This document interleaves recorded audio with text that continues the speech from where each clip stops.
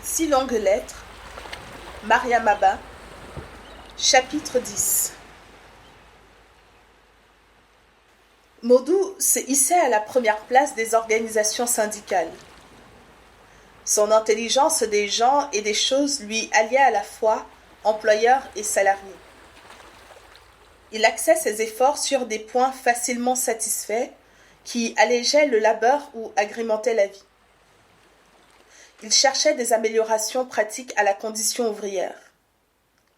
Son slogan « À quoi bon faire miroiter l'impossible ?»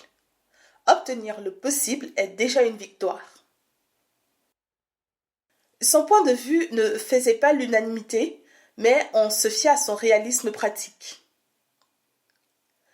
Mao ne pouvait faire ni du syndicalisme ni de la politique, faute de temps. Sa réputation de bon médecin s'affermissant, il restait prisonnier de sa mission dans un hôpital bourré de malades, car on allait de moins en moins chez le guérisseur, spécialiste des mêmes décoctions de feuilles pour des maladies différentes. Tout le monde lisait journaux et revues. L'Afrique du Nord bougeait. Interminables discussions où des points de vue s'alliaient ou se heurtaient, se complétaient ou se refoulaient. Avez-vous façonné le visage de l'Afrique nouvelle? Rêve assimilationniste du colonisateur qui attirait dans son creuset notre pensée et notre manière d'être, port du casque sur la protection naturelle de nos cheveux crépus, pipe fumante à la bouche, short blanc au-dessus des mollets, robe très courte, découvrant des jambes galbées, toute une génération prit, d'un coup, conscience du ridicule que vous couviez. L'histoire marchait, inexorable. Le débat à la recherche de la voie juste secouait l'Afrique occidentale. Des hommes courageux connurent la prison. Sur leurs traces, d'autres poursuivirent l'œuvre ébauchée. Privilège de notre génération, charnière entre deux périodes historiques, l'une de domination, l'autre d'indépendance.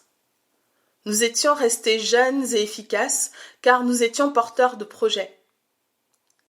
L'indépendance acquise, nous assistions à l'éclosion d'une république, à la naissance d'un hymne et à l'implantation d'un drapeau.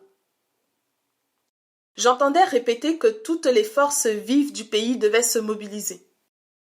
Et nous disions qu'au-dessus des inclinations, inévitables pour tel ou tel parti, tel ou tel modèle de société, il fallait l'unité nationale. Beaucoup d'entre nous ralliaient le parti dominant, lui infusant du sang nouveau. Être productif dans la mêlée valait mieux que se croiser les bras ou s'abriter derrière des idéologies importées. Pratique, Modou conduisait les syndicats à la collaboration avec le gouvernement, ne demandant, pour ses troupes, que le possible. Mais il maugréait contre l'installation hâtive de nombreuses ambassades qu'il jugeait coûteuses pour notre pays sous-développé. Avec cette saignée pour la gloriole et bien d'autres, telles les invitations fréquentes d'étrangers, que d'argent perdu. Et, songeant à ses salariés, il maugréait encore. Combien d'écoles ou d'équipements hospitaliers perdus? Combien de revenus mensuels augmentés? Combien de routes bitumées? Mardo et toi l'écoutiez. Nous étions dans les hauts sommets, tandis que ta belle-mère, qui te voyait rayonner auprès de son fils, qui voyait son fils fréquenter de plus en plus la forge de ton père, qui voyait ta mère prendre des rondeurs et mieux s'habiller, ta belle-mère pensait de plus en plus à sa vengeance.